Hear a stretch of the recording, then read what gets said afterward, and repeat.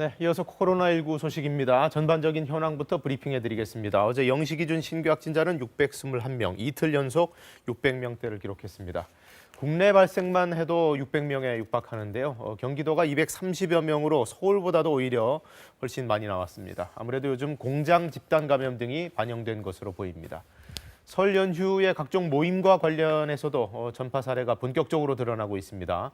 광주광역시에서 9명의 확진자가 나왔고요. 부산과 경북 봉화에서도 각각 7명씩 감염이 됐습니다. 방역당국은 설 연휴 모임과 관련된 집단 감염 사례 현재까지는 5건 정도 확인이 됐는데 앞으로 더 늘어날 가능성이 있다고 전망했습니다.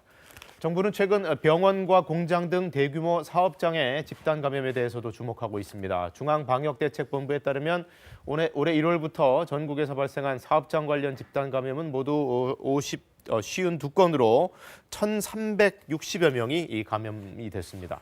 특히 최근 이 제조 공장들이 그 중심에 있는데요. 원인으로는 밀폐, 밀집, 밀접, 이른바 산밀에 작업한 경우와 노동자들이 마스크를 잘 쓰지 않고 일하는 점, 그리고 외국인들이 공동으로 기숙 생활을 한다는 점 등을 꼽을 수 있겠습니다. 정부는 이런 것들 전반적으로 방역 수칙을 잘 지키고 있는지 일제 점검을 해보기로 했습니다. 정부는 또 현행 사회적 거리두기 체계를 개편하는 방안 검토 중인데요. 5단계로 구분되어 있는 거리두기를 3단계로 좀 단순화하는 방안이 거론되고 있습니다. 각 단계별로 몇 명 이상 모여서는 안 되는지 명확한 이 기준도 보강할 것으로 보입니다. 이 소식은 김민혁 기자의 보도로 보시겠습니다. 현행 사회적 거리두기는 5단계로 구분되어 있습니다. 최고 단계인 3단계가 돼야 10명 이상 모일 수 없습니다.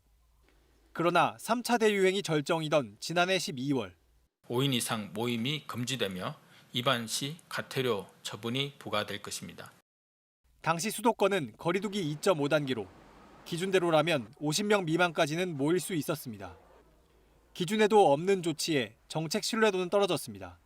어쩔 수 없는 조치라고는 생각을 하지만 결과적으로는 그런 명확한 방침이나 기준 이런 거를 조금 더 정확하게 알려주면 좋지 않을까 생각합니다.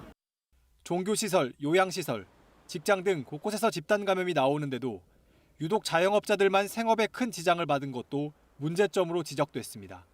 자영업자한테만 일방적으로 힘든 그 짐을 다 전해주시는데 이게 1달, 2달, 3달, 4달은 버틸 수가 있거든요. 이게 벌써 1년이에요. 이제 저희도 이제 한계점에 왔어요.